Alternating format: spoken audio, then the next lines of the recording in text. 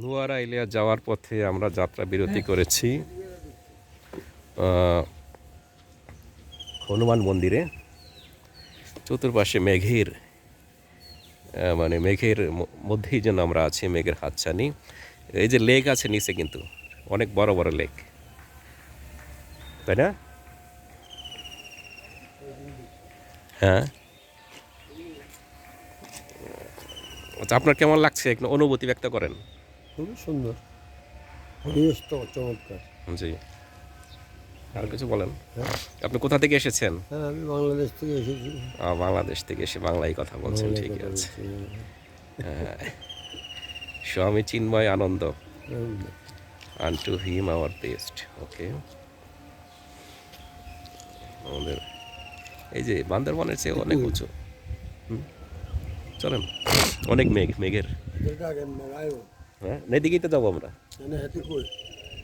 ওইদিকে আছে। চল।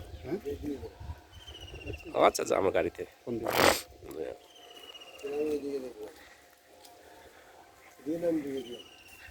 গাড়ি তো এখানে আছে, গাড়ির দিকে যাই।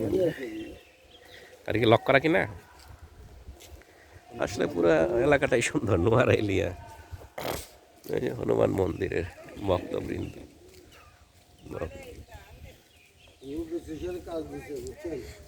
হ্যাঁ,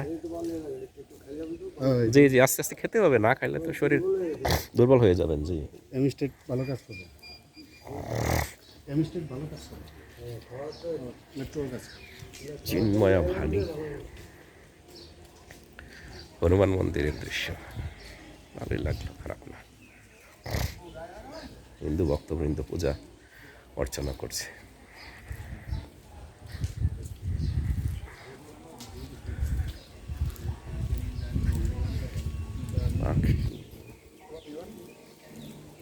উঠতে ভয়ই করে, বৃষ্টির দিন তো না, রাস্তাগুলো পিচ্ছিল।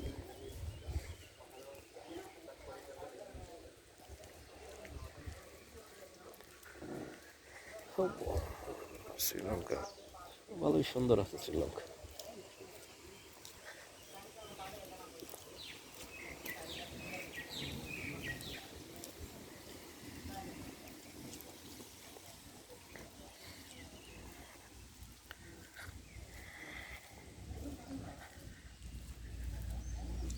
বাংলাদেশে যমুনা সেতু পার করে দিল, ওইদিকে যে সমতল আর সমতল। এখানে কিন্তু অনেক ভক্তবৃন্দকে দেখতে পাচ্ছে, অনেক দর্শনার্থী কিন্তু আসছে হনুমান মন্দিরে পূজা অর্চনা প্রদান করার জন্য।